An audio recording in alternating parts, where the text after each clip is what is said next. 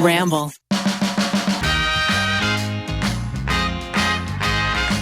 Thank you to Native Deodorant for sponsoring this episode. What's up, everybody? We got Becky, we got Rachel, we got Maggie. Big news this week. I'm having a boy, another boy. We're going to have 2 boys in this house. I don't know how we're going to manage. I can't even keep up with 1. Yeah, it's exciting. It's a little nuts. Not sure how we're going to do it.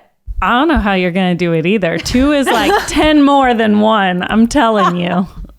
I believe it. Becky, are you the only person in this podcast that has a brother? Wow. I am the only brothered of the wives.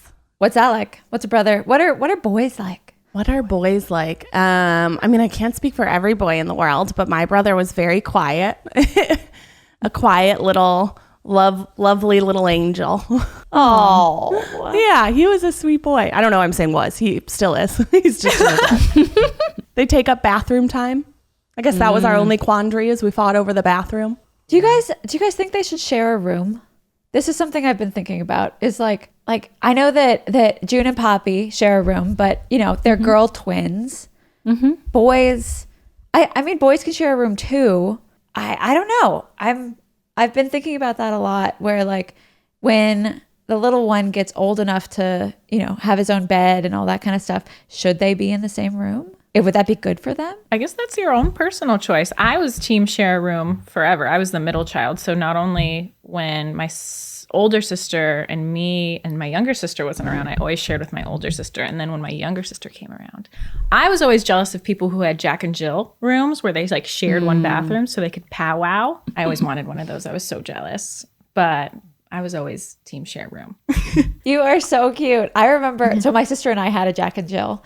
And I remember thinking when we first got it, like when we first moved into that house, I was like, oh, why do we have to share a bathroom? I don't want to share a bathroom with my sister. Maybe that's the older sibling thing. I think it depends on your house. I think you could have like 4 kids in a New York City apartment if you wanted, put them in bunk beds. Or I think everyone could have their own room if you're living in a big house in like the burbs. Team bunk bed.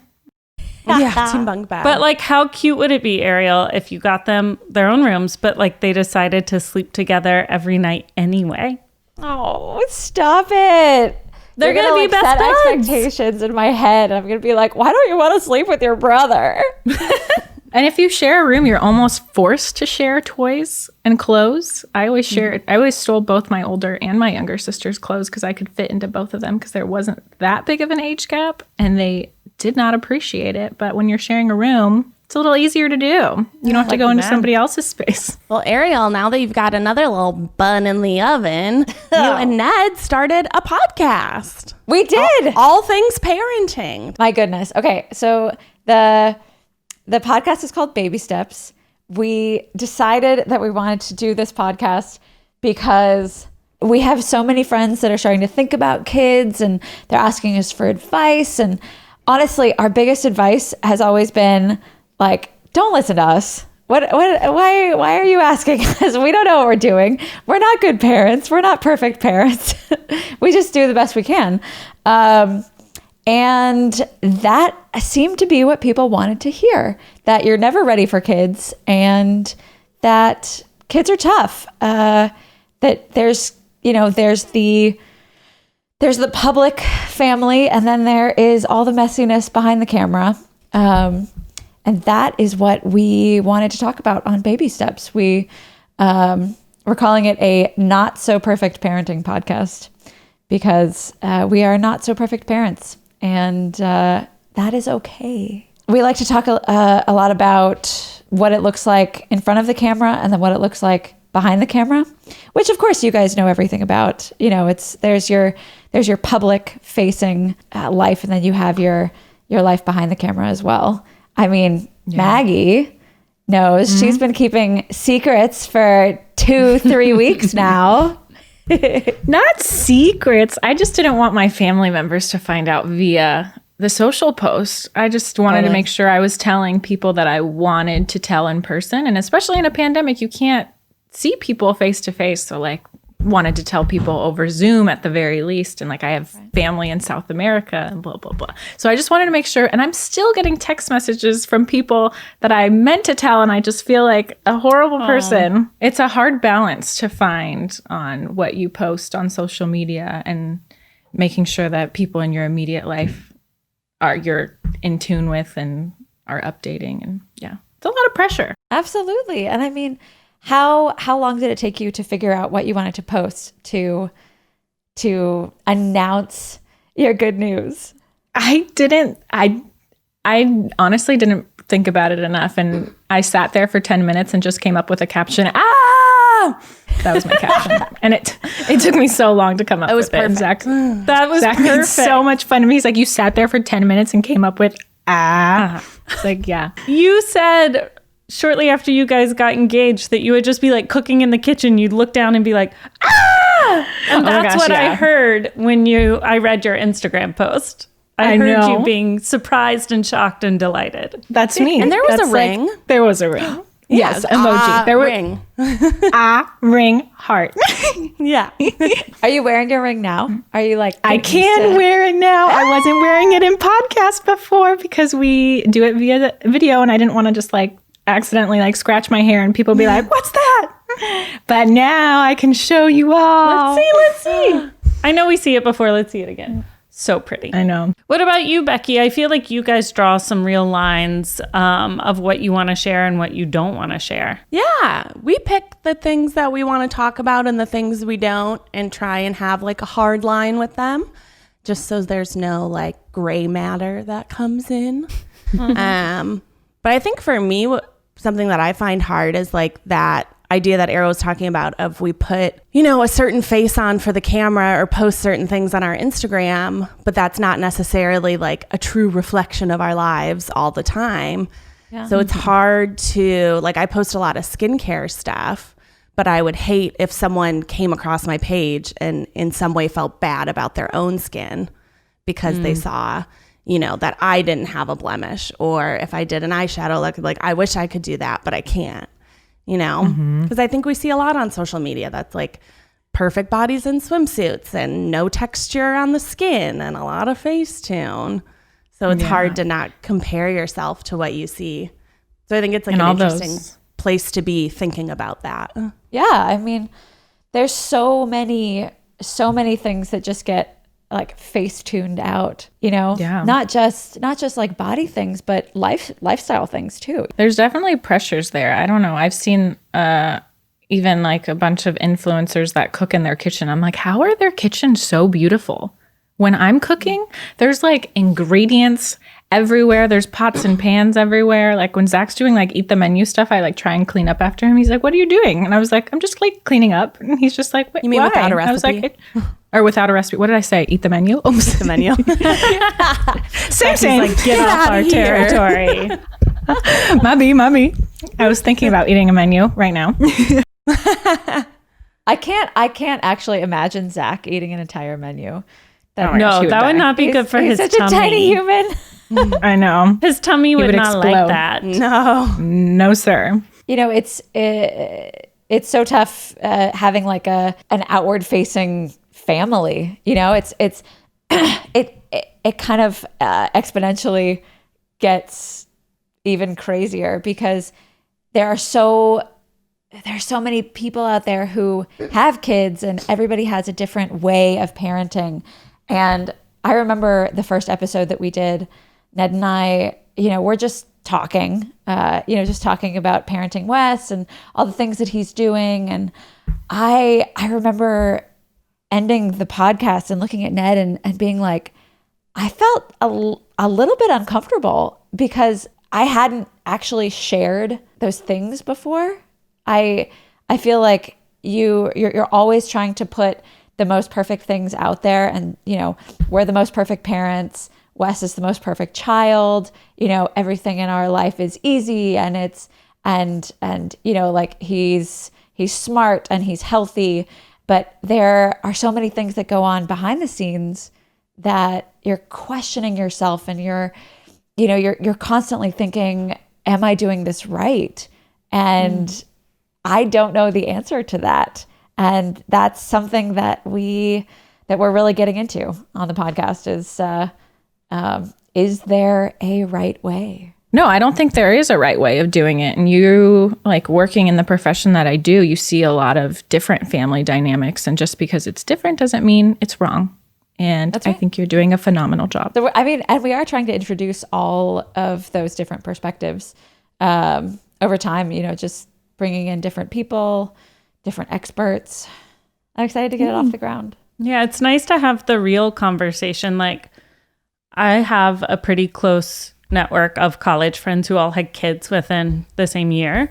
But I can imagine a couple of our friends were outliers and had them like a few years ago. If you were the only one and you just didn't have a group of moms or dads to call or text, it can be really isolating and lonely. And so you want to have those conversations where you can be like, my kid rolled off the bed. Am I overreacting? Should we go to the ER? And you can be like, my kid rolled off the bed too. I had a friend like that in high school, and she said the thing that helped her the most was finding her mommy and me group, because none of us in her immediate circle were moms. So having the mommy and me group, I don't know how they would do it now. They'd probably do over Zoom, but just being able to talk to someone who's going through the same kind of same age group. Because even if you do have like a 2-year-old talking to someone who has a newborn, it's still, even though you've gone through that experience, going through that experience together is just so helpful. Being able to talk through it with someone is so special. Yeah. In some ways, I feel like we've kind of created this because it's something that we didn't have when we were first starting out, Yeah. And like really bringing up those things that nobody wants to talk about, you know? Like the first diaper explosion. I mean, I think the last episode that we recorded was all about farting in pregnancy. Welcome to my life. Things get a little messy over here, guys.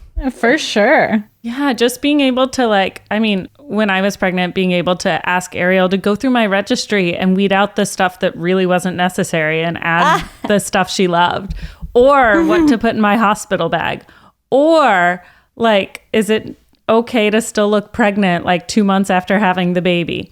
Yes. Oh my yes, gosh. it is. The answer is yes. Always yes. Anywho, Baby Steps is out. Find it wherever you find your podcast. Come listen to us. Rate us 5 stars. We're excited to hear all of your stories. And speaking of stories, enough about me. Let's get some of those stories from our listeners, ladies. This episode of the podcast, we're digging into that email address, and apparently we have some voicemails. How fun is that? Yeah, let's do this. Such a real. Okay. It's like an NPR show. We have listener call-ins. Yeah. I have an email here, a question for today's pod from Ella. And Ella says, "Hey, Maggie, Ariel, Becky, and Rachel. My name is Ella, and I'm a huge fan of you guys. Listening to the pod really makes me feel like I'm listening to friends. Anyway, I just broke up with my boyfriend of a year and a half. Oh. I'm 16, so to me it was a very long-term relationship." That is. Yeah. When you're 16, yeah. I was just wondering how to move on, or how you guys have dealt with moving on in the past. I feel like I'm kind of stuck because we did end on good terms. Very adult and grown up of you, Ella. But I still need to move on. Anything you can help me with would be fantastic. Thank you. It's hard breaking up with your boyfriend at 16. But also get a girl for having a boyfriend at 16. I know. I don't think I had a boyfriend till I was like a real boyfriend, not something that lasted 3 weeks. Yeah. I didn't have a boyfriend till I was in college. I think I had a boyfriend at 16. Yeah. Oh, Megan. What happened when you broke up? How do you move on? Yeah. We broke up. How do I move on? I think it's important to acknowledge your feelings. Like, you don't want to ignore your feelings, because obviously you're going to be sad, but you need to tell yourself that you're going to feel better in the future. And I think that was like the thing that helped me the most. And I think cultivating hobbies and my friends, my friendships that I had at the time. But I remember everyone telling me, like, you're going to feel so much better in a year. And I was like, blah, blah, blah. Yeah, right. But it's true. You really, it turns a corner that you can look back and be like, that relationship wasn't serving me anymore. I'm so much happier. And when you get there, it's so nice. But it's just going to take time. I like the out of sight, out of mind method for all of my college exes. Bye. If I don't see you, you're gone. Oh, blocked. So Becky was the unfollow block. I unfollowed hard. Well, what also was helpful was there was no social media. Not none, but we just had Facebook when I was in college. Keith and I didn't even get Instagram until I graduated college. Oh, so we wow. only had Facebook. Yeah, that's definitely a lot helpful because having that constant reminder of what your ex is up to via story, via post, via Twitter can be a lot. I would say unfollow or mute. Mute. Luckily, there's a mute button now. That's smart. Hey guys, it's Becky here, and there are two things I love in this world: smelling good and clean products. I love having clean options and supporting companies who innovate products that break the norm and help clean up my daily routine. And that's why I love Native deodorant. Native has ingredients you've heard of, like coconut oil, shea butter, and tapioca starch. It's also vegan and never tested on animals. Aluminum, not my favorite ingredient, and that's why Native never uses aluminum, parabens, sulfates, talc. Switching to an aluminum-free deodorant doesn't mean you have to be, a little stinky or anything. Native keeps you smelling and feeling fresh all day long. With over 10 scents, including rotating seasonals, Native has something for everyone. Their most popular classic scents are coconut and vanilla, lavender and rose, cucumber and mint, and citrus and herbal. I personally love the cucumber and mint, the one that is the sensitive version. Native is risk-free to try. Every product comes with free shipping within the US, plus free 30-day returns and exchanges. See why so many people love Native and check out their over 14,000 5-star reviews. Do what I did and make the switch to Native today by going to nativedeo.com/sitwithus or use promo code SITWITHUS at checkout and get 20% off your first order. That's nativedeo.com/sitwithus or use promo code SITWITHUS at checkout for 20% off your first order. Then if you're like sad one night, you could always just look them up just to see what's going on. I've definitely done that before. It's like you don't get constant updates about what they're doing, but you can still check in every once in a while. I don't know. Maybe that's terrible advice. I know. That's terrible advice. No, I like cultivating your friendships.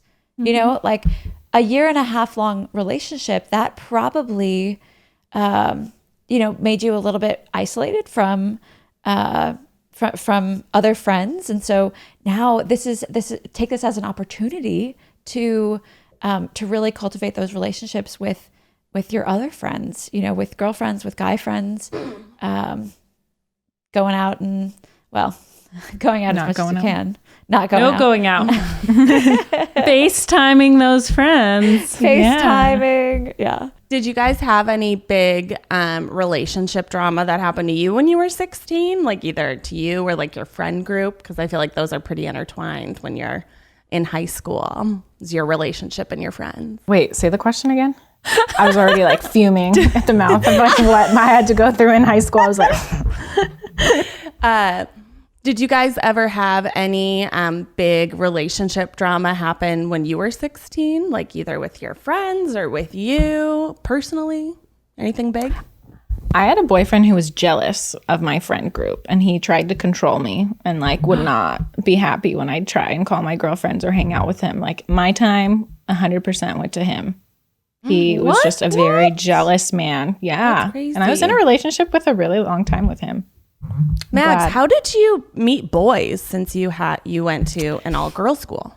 Very awkwardly. Were there dances? I see in movies it's always like there's a dance and the boys come. Between the two schools. Yeah, I know. For those of you just listening in, I went to an all-girls school, but the answer to that is they would have there was actually 2 all-girls school into a feeder all-boys school. And so it was like kind of like this unspoken rivalry between the 2 all-girls schools. It was really odd.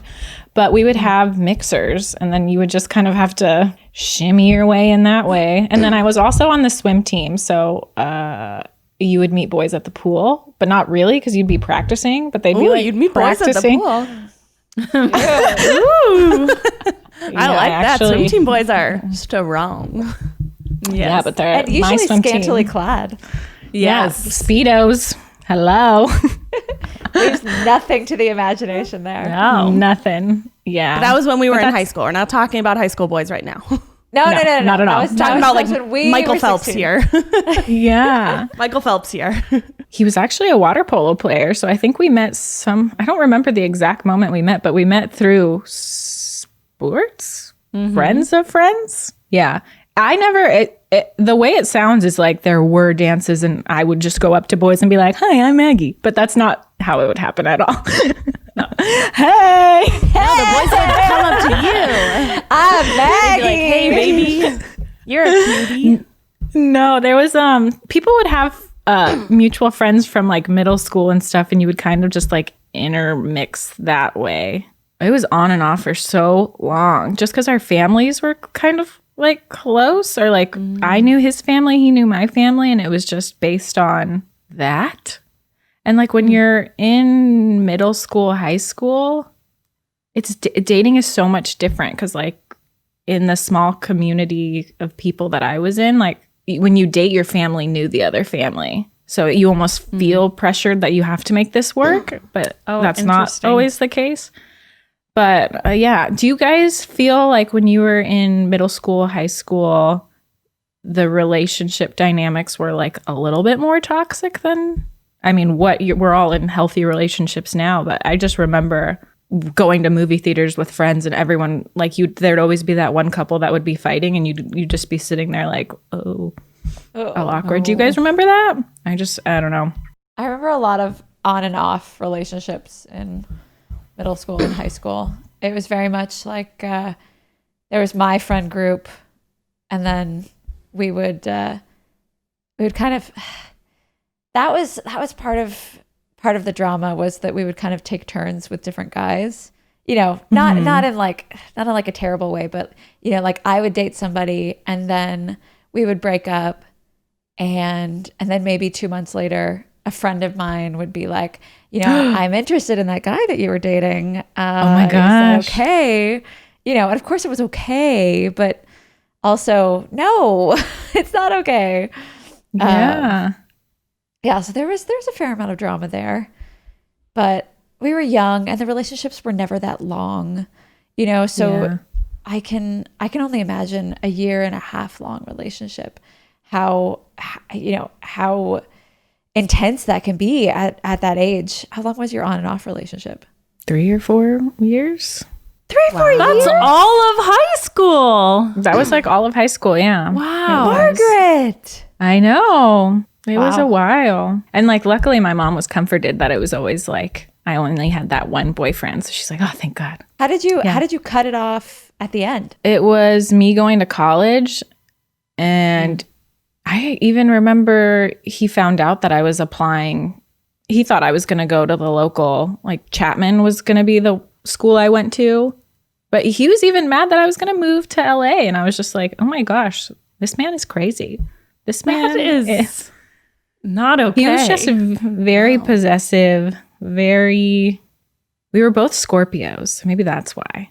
Oh. 2 Scorpios. No, I don't follow astrological signs, but yeah, I was single for a while before I met Zach, and things were just so easy with Zach. He like, even when we would get into arguments, they would be nothing compared to the arguments that I would get into when I was in high school with this other person. Oh. Yeah. The Did communication you basically is so much only better. date this high school boyfriend and Zach? It was this high school boyfriend, and then I dated casually, but no one that I was serious about or that I introduced to family. But I was on the apps. The apps. And in college, it's kind of hard to date and be in nursing school. That's why I didn't really have a relationship at all. Like I would go on dates here and there. I was busy. When I wasn't studying, I was dancing at the bar. Yes, girl. Yes, I had no time for drama. Work hard, play hard. I didn't date much in high school. I wasn't allowed to date till I was 16. Interesting. There was a Not rule. allowed. There was a rule. My parents were like, no dating till you're 16. I also couldn't wear makeup until I was, I think, 16. I don't remember, but I definitely snuck makeup in my locker. And my mom was like, I know what you're doing. Wow. And look at you now. And look at Beauty. me now, Mom. No, but my skin's probably good because I didn't wear makeup until after college, really. I wore some here and there, but not really. I didn't date much. I had like one high school boyfriend he was super nice. He was Greek. A Greek swimmer. Also a swimmer. Oh, a swimmer. Also a swimmer. Yeah, and then I dated, the relationship I had before Keith was like a year and a half-ish long. And then the really long. Kind of weird thing is that after Keith and so me and my college boyfriend broke up, Keith and his college girlfriend broke up. And then like a year or two later, Keith and I started dating. And then like 6 months later, they started dating. Oh, what? Swip It's swap. really weird. That's so weird. Are they happily married too? They're happily married to different people now. Oh, okay. One of them I I was think like, is engaged. The other one's married. Wow. But it was a really funny like swaparoo. But never really any drama. I think the only drama came from like, I was a theater kid. So there were showmances left and right. Showmances. That's what they call them, showmances. Yeah. Oh my gosh. Theater and band kids, they're all about those showmances. You're like deeply invested in someone for the 2 months that you're playing a love interest, and then you're like, bye. That sounds sweet though. That sounds a very sweet starting point to a beautiful relationship. Maybe that's why you didn't have any like intense beef, because that's so wholesome. I do wonder with actors on set, how like there always seem to be those illicit relationships between people that are like married or, something crazy like that. Very scandalous. You guys have seen like the National Enquirer or Star or whatever else, where like two people will be in Vancouver filming XYZ for 3 months and they were seen together having dinner, or they when you're I imagine it's just the grown-up version of a showmance. Pretty much. Yeah. Like, you get very invested in the character, especially if it's two love interests. If you're a good actor, you're really invested in this person and you see them every day. I do like when actors get married. Yeah. That's like when you can watch them. Like there was this K-drama I love called Descendants of the Sun. And the main characters have like such good chemistry. And then I looked them up and they got married in real life. And That is so cute. Oh my God, I'm so excited. I started following the girl on Instagram and I was telling someone about it. Like, oh, you should watch Descendants of the Sun because the main characters get married in real life. They have a really good relationship. And they were like, oh, I have heard of that show. And did you know they got divorced? Heartbreaking. And now I can't like rewatch it because I'm sad. I'm like, don't get divorced. You were so cute together. They had such good chemistry. And K-dramas are all about the looks. A lot of slow motion. This sounds a lot like Twilight. I was gonna say that was the big one for me. It was when Robert Pattinson and Kristen Stewart got together, and they were together for a while. I mean, that was a steamy show and a steamy relationship. When they broke up, I was heartbroken. We just did a Try Guys recreate Twilight video a few weeks ago, and I told my husband, I was like, we have to watch them for research. I need to study the acting so I can help the guys. And we watched all of them, and he was so mad.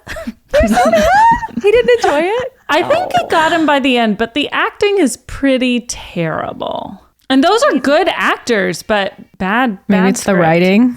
Yeah, it's the I don't writing. know. It is a vampire drama. Whoa, whoa, whoa. Why are we coming for the vampire dramas? Vampire Diaries is an excellent show, as are its spin-offs, except for the originals. That one is boring. So now we're just going to listen to a voice message that someone sent us to our Gmail account, guys. We have voicemails. Hey ladies, I just want to say, love the podcast, love what you're doing. Something I'm always curious about, and I ask everyone I meet, is what is your craziest, wackiest travel story? I know you guys have kind of seen a lot of the world and been all over the place with the guys, but I was just wondering what's the craziest either airport story or like culture shock, just weird travel experience that you've had. Wow, craziest travel story. Travel. Ooh. We have done some traveling together. The first time I went out of the country was for Australia and Singapore. Crazy. That's when you got your passport shortly before, right? I actually, technically I went to Mexico slightly before that, but because it's so close to, California, it doesn't feel as international as and it was across the globe. We went for a wedding and it was like a all-inclusive resort type place. So I was like, I didn't feel like I went to true Mexico. I never went anywhere. It's, fucking expensive to go across the pond. Yeah. I've only been Speaking to of places in the United States. Yeah, you've probably been to more places that I've been. I actually have been to more countries than I have US states, which is so bananas. I've been to Southeast Asia, Australia, New Zealand. I've never been to Hawaii. Never been to Hawaii. Yeah, I want to go. beautiful. It's I so would like to beautiful. go. Fingers crossed they're going to get to be their own country soon. And of course, Peru, right, Maggie? I've been to Peru, yeah. A period of my childhood, I'd go to Peru every year. And I want to go back, but I know. yeah, I have a lot of family in Peru. And a lot of people actually ask if I've been to Machu Picchu. Haven't been to Machu Picchu because every time I do go there, it's either dad's side of the family or mom's side of the family. And I can't just run away from my family. So I have yet to do that. But that's on Zach and I's list for sure. Take them up the mountain with you. Come on, I family. want to. I know, right? Put grandma in a like a carrying pack. I know, but the altitude, she'll get altitude sickness. She's too. That's true. Yeah. And my mom has hypertension. Yeah. Oh. I know. All right. But speaking of passports, I was actually flying. This was after college. I hadn't met Zach yet. I was flying from, I think, Bangkok, Thailand to Chiang Mai. And I was in a taxi. And they dropped me off at the airport. And I had fallen asleep in the taxi with another friend. And we pull up to the airport. And it was a very crazy airport. And he was like, okay, go, go, go. And I actually had a crossbody on myself that I had put on the ground. And I got out of the taxi and I got my luggage and I was very drowsy. And I look around to grab my boarding pass and I realize that my purse, my ID, my passport is in the taxi and the taxi's going down the runway and like I can see it. It's like this. It's tiny. It's tiny. It's like circling about. And this was before the time of Uber and Lyft. So there was no way I'd be able to track this taxi. So I immediately start running as fast as I can. And then I just see the taxi exit the airport with my passport. Mm-hmm. So what did And you do? The people, the guards outside of the airport escorted my friend and I to the center of the airport. And it was just international services. It was just like, we had to talk to them. They didn't speak English. And I was trying to explain to them what happened. And then I just looked at my friends. I was like, can you wait outside to see if like we had told there was like a hotel shuttle that was nearby. And he said, I'm going to go run after that guy to see if I can get your bag. I was like, okay. So like 30 minutes pass. And luckily my friend was standing outside of the airport, but she said that the taxi, it was the airport or the hotel shuttle was able to track down the taxi guy. And he grabbed my purse for me. And my friend was standing outside and he just chucks my purse at her. And we were able to get on our next flight. Wow. But losing your passport in a different country, so scary. Like, I don't know how long the paperwork to get. Yeah. The paperwork to be able to get home would be insane. Yeah. But it was I just started crying too. Like, I just didn't know what to do. I was like, how could I be so dumb? Like, I need to be more alert when I'm like getting my things. Like, it was terrible. But luckily it worked out. My lesson to you, put your passport in the same place ever and always make sure it's on you. It was so scary. I'm always like very vigilant when we're traveling, just because like I've heard so many of those stories of people, you know, like losing their passport, or my dad has been pickpocketed so many times where like they'll take his ID and all that sort of stuff, and you know he'll have to get a new passport before he can get home. I'm sure I've heard like maybe 3 or 4 stories where that's happened to my dad, but he travels a lot, so you know it's like it's a numbers game. But right. Okay, so but luckily, actually, I had have all a my story. money on it. Yeah, that's oh my god. So Luckily, have a I was with a story friend. Go ahead. where I was so over prepared that it actually like bit us in the butt. So Ned and I travel a fair amount, especially before we had kids. We went to like China, South Africa, but this time we were in Brazil for the World Cup, and we had planned the whole trip probably 6 months beforehand, because you have to like buy the tickets and you get into a lottery to get to the games and all that sort of stuff. So we had our dates planned out, and we entered our lottery, and so we got our tickets to the soccer games. And I remember we were in one small town that we had gotten lottery tickets for. And the town was so small that they actually had to build an entirely new airport to like handle all of the tourist traffic that was coming in. But I printed out our itinerary. I'm one of those people, or used to be at least, that would have like a folder with all of the printed out itineraries. And so I had printed out our itinerary way beforehand. Probably right after I had bought the tickets or something like that. And it had the address of the airport and all that kind of stuff, so that I could just show the taxi driver, because, you know, neither Ned nor I speak Portuguese. And I just had this feeling that, you know, that we were going to have a tough time. And so here we are in this small town. I can't remember what town it was now, but it was near the Amazon rainforest, I think. And a friend of ours was actually living in Brazil, and he had kept us out all night long. And so we were going to the airport at maybe 4 a.m. for a 7 a.m. flight, and we hadn't slept. And so, you know, like he gets us into a taxi, and he tells the taxi driver, you know, like, the airport is on their sheet of paper. So go to that airport. And the guy was like, okay. And so the taxi driver takes us to the address that is on the sheet of paper.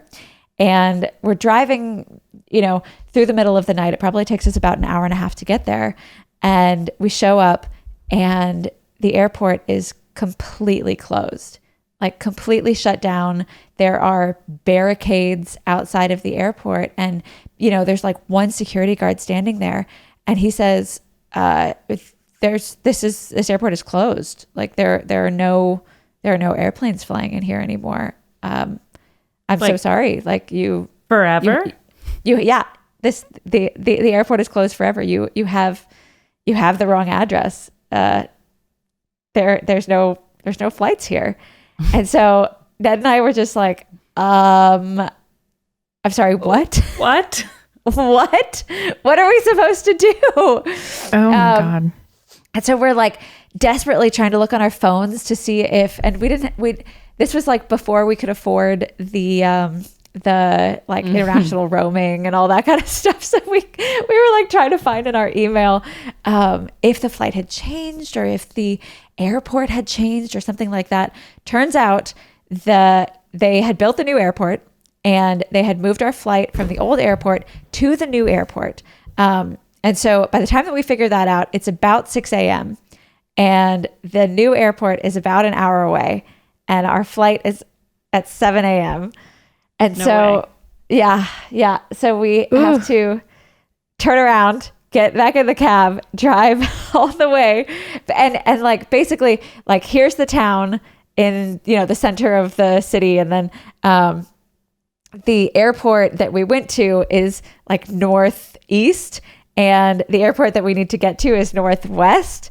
And there are no roads that connect the two. So the driver had to basically like go in the middle of nowhere, just on like, dirt roads to get to the other airport. So stressful. Oh my God. And so, and both of us are, we had basically been drinking all night. And so both of us are hungover at this point, and like hungover to the point where like we're driving on dirt roads and potentially need to vomit. Oh my God. And like, we're so stressed out. And when I get like super, super stressed out, I also kind of need to vomit. And so the entire time I'm like holding like almost like a big gulp cup, kind of being like, oh my God. We're going to miss our flight. This is so bad. And we finally get to the new airport. We run up to the guy. And it turns out that when they had changed our flight to the new airport, they had also changed the time of the flight. So they had actually changed the time of the flight from 7 a.m. to 8:30 a.m. Oh my gosh. Perfectly on time. They were like, you're fine. You're absolutely fine. Like, it's 7 a.m. Your flight's at 8:30. You're go in. You're totally fine. Wow. Oh my gosh. That is so miserable. Yeah. I hate being late too. Flights. It's the worst stress. Oh my God. Have you ever missed a flight? Yes. Yes. We've missed our first flight. I think it was like last year. We were going to New York, and Zach and I were debating on whether to use just like bring our carry-on and like a separate little tiny, like a backpack and a carry-on kind of situation. And then we decided last minute just to combine a bag. So we missed bag drop by like 5 minutes. They were like, sorry. We were on time for the flight. Had we just brought our own little carry-ons and stuff, we would have made it through, but we should have been earlier regardless. But we had to wait for the next flight because there was no way we could fly separately without our bags. I mean, I guess we could have, but it would have just been 2. So we had to wait for the next flight, and that was very frustrating. I think that was the first time we've missed one. So defeated. I was like, oh, it's never happened. Yeah. But it was LAX, and it was during the time where they had like shut down one of their on-ramps, or they had closed a lane. So it was very tough to get in, and they were cracking down on Ubers. Ubers used to enter through like a secret entrance, and they were getting in trouble and getting fined for that. So we were just like sitting in the car like, go. And LAX, there's always more traffic at like the entrance to LAX than you think there's gonna be. Yeah. It's like a 30-minute entrance just to get to your number. Like you could get into LAX from wherever you're going, and then, be late for your flight just trying to get into the airport. By far one of the worst airports. Yeah. What about when all of you guys went to Australia and Singapore together? First real international trip. I loved Singapore. I thought it was so fun, and the food was like, I was just bloated for 100 years, and like we're constantly full. Yeah, it was so worth it though. Yeah. I remember when we were leaving, it was like the last day, and I was like, I wasn't like a huge meat eater, and so we were eating all this meat, and on the last day I was like, Keith, I can't possibly eat another like piece of meat. I just need to eat like a vegetable or have a smoothie or something. But then Mike Chen, who's another YouTuber, was also in Singapore, and he's a huge food guy. He and Keith were going to a hawker center, and I was like, you have to go with Mike Chen. I gotta go. And I was like, I'm not going to eat anything. Don't order for me. It's okay. But of course he comes back with like all of this stuff, and I'm like, I gotta eat it. And it was so good. It was delicious. So and they have so many varieties of food there. Like you can get Indian food and Laotian food and all sorts of different yums. Yeah. Michelin rated food for $2. Yeah. Right. So good. Cool. that one, that like Indian food market that we went to. That was so delicious. That was We were all just sitting outside, and it was so hot. Oh, That was so but good. it was tasty. yeah, it was really, really good. Yeah. Traveling internationally together was a blast. It was really hilarious anytime we'd show up to the airport with all our bags, plus the equipment, Yeah. plus, oh my gosh, because the boys were actually carrying their costumes for the tour.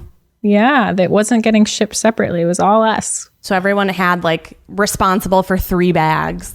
Yeah. Wow. Plus Wes. Plus Wes, who has like 6 bags of his own. Yeah. Anybody who's traveled with a baby knows that like they require so much more luggage than anybody else. 100%. Yeah. Truly.